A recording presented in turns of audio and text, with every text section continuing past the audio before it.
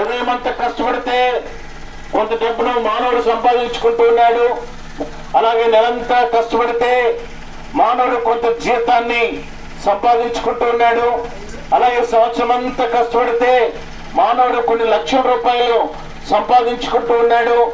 అలాగున ప్రతి దానికి జీతం అనేది ఈ లోకంలో ఉంది. అలాగే పాపానికి కూడా జీతం ఉంది. పాపం వల్ల వచ్చే జీతం ఏంటి అనంటే మరణమని దైవ గ్రంథం బైబిల్ సెలవిస్తా ఉందండి. పాపం వల్ల వచ్చే జీతము మరణము. మరణము అనే పదము మానవునికి కలవరము రేపించే పదము. మానవుని యొక్క జీవితంలో మరణం అనే మాట వినగానే ఒక రకమైన భయాన్ని మానవుడు కలిగిన వాడుగా ఉంటాడు. కనుక మానవుని యొక్క జీవితంలో ఈ మరణము మరి నాశనానికి తీసుకుని వెళ్ళేదిగా ఉంటుంది. ఎవరిని నాశనానికి తీసుకుని వెళ్ళేదిగా ఉంటుంది అనంటే నాశనం అనేది ఏంటి? నరకము. కనుక నరకములో ఏముంది అనంటే ఏడుపు ఉంది, పలుకురికే ప్రదేశము, అక్కడ అగ్ని ఆరదు, పురుగు చావదని దైవ గ్రంథం బైబిల్ సెలవిస్తా ఉంది. పాపం అనగా ఏంటి? ఆజ్ఞను అతిక్రమించడమే పాపము. కనుక మాట వినకపోవడమే పాపమని దైవ గ్రంథం బైబిల్ సెలవిస్తా ఉందండి.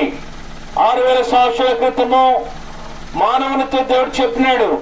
ఏమని చెప్పినాడు అని అంటే, ఒక తోటను దేవాతి దేవుడు నిర్మించినాడు. ఆ తోటలో 2 మనుషులు పెట్టినాడు. వారి పేరే ఆదామవ్వలు.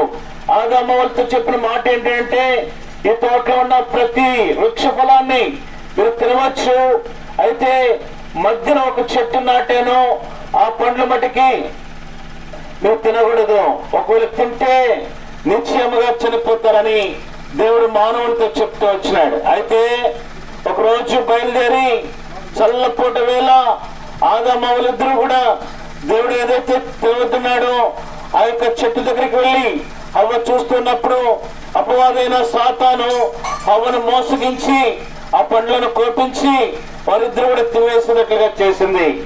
ఎప్పుడైతే అప్పుడు తినివేసినారో వెంటనే వారి యొక్క జీవితంలోనికి పాపం ప్రవేశించింది. ఎప్పుడైతే పాపం ప్రవేశించిందో జీవితంలో నెమ్మది లేకుండా పోయింది, జీవితంలో సమాధానం లేకుండా పోయింది, జీవితంలో ఆందోళన స్టార్ట్ అయింది. ఈ పాపము మానవునికి దేవునికి గొప్ప అగాధాన్ని ఏర్పాటు చేస్తూ వచ్చింది. మానవునికి దేవునికి ఉన్న సన్నిహితమైన సంబంధాన్ని తెంచివేస్తా వచ్చింది.